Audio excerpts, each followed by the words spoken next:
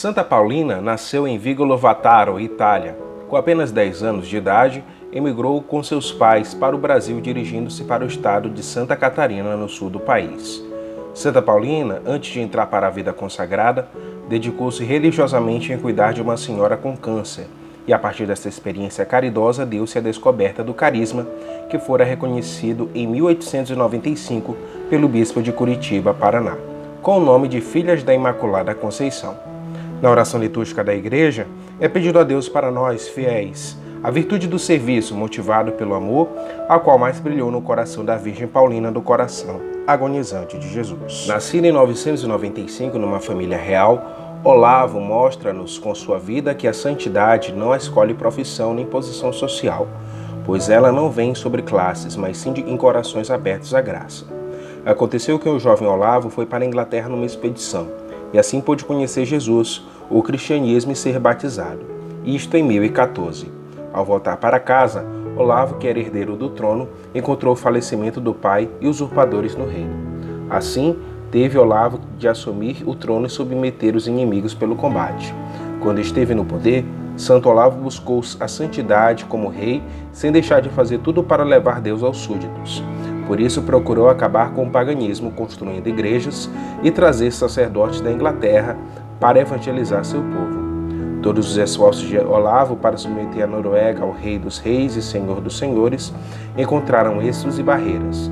Ao povo do santo rei ter que ficar por um tempo exilado, e ao voltar foi vítima de um conflito armado em 1030. São Bento nasceu em Núrcia, próximo de Roma, em 480, numa família que o enviou para estudar na Cidade Eterna no período de decadência do Império. Diante da decadência, também moral e espiritual, o jovem Bento abandonou todos os projetos humanos para se retirar nas montanhas da Úmbria, onde dedicou-se à vida de oração, meditação e aos diversos exercícios para a santidade. Depois de 3 anos, numa retirada gruta, passou a atrair outros que se tornaram discípulos de Cristo pelos passos traçados por ele, que buscou nas regras de São Pacome e de São Basílio uma maneira ocidental e romana de vida monástica. Foi assim que nasceu o famoso mosteiro de Monte Cassino. A regra beneditina, devido à sua eficácia e inspiração que formava cristãos santos por meio do seguimento dos ensinamentos de Jesus e da prática dos mandamentos e concílios evangélicos, logo encantou e dominou a Europa, principalmente com a máxima Ora et labora. Para São Bento, a vida comunitária facilitaria a vivência da regra, pois dela depende o total equilíbrio psicológico. Desta maneira, os inúmeros mosteiros que enriqueceram o cristianismo no Ocidente tornaram-se faróis de evangelização, ciência, escolas de agricultura, entre outras. Isto até mesmo depois de São Bento ter entrado no céu com 67 anos. São João Gualberto pertenceu a uma nobre família de Florença, a qual muito bem o educou na cultura, porém deixou falhas no essencial, ou seja, na vida religiosa. Por isso facilmente ele foi se entregando às liberdades perigosas e às vaidades do mundo. Aconteceu que, com o assassinato do seu irmão João Gualberto, como o pai, revoltou-se a ponto de jurar o causador de morte, mas um certo dia, numa estreita estrada, Gualberto encontrou-se com o assassino desarmado. Por isso arrancou sua espada para vingar o irmão, quando de repente a súplica: por amor de Jesus, que neste dia morreu por nós, tem piedade de mim, não me mates. Era uma sexta-feira santa, e assim tocado pela misericórdia de Deus, João Gualberto não só acolheu o malvado com seu perdão, mas também, ao entrar numa igreja, recebeu aos pés do crucificado a graça do perdão e da vida nova.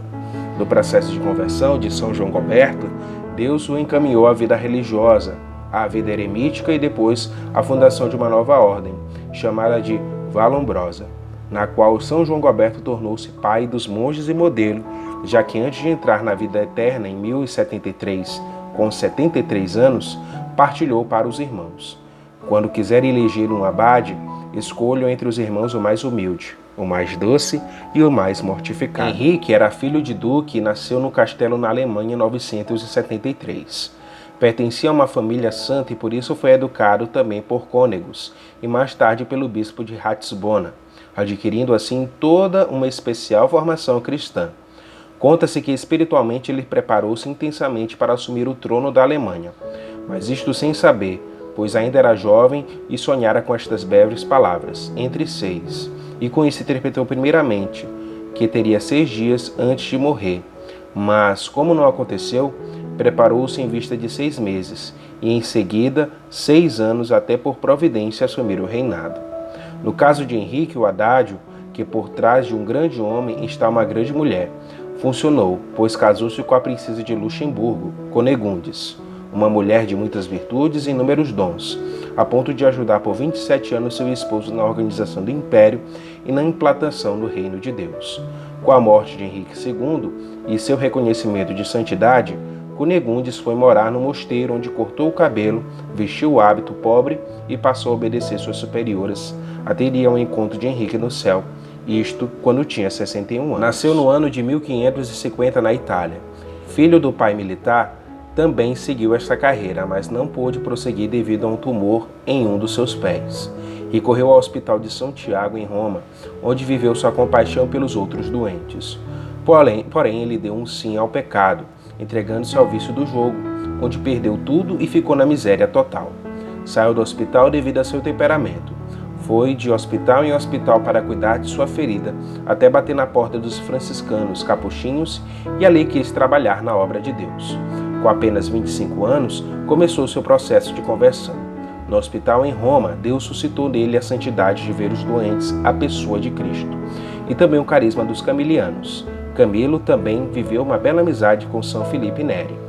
Entrou para os estudos, foi ordenado sacerdote e, vendo a realidade dos peregrinos de Roma, que não tinham uma assistência médica digna, foi brotando nele o carisma de servir a Cristo na pessoa do doente e do peregrino. E muitos se juntaram a ele nesta obra. Em cada sofredor está a presença do crucificado.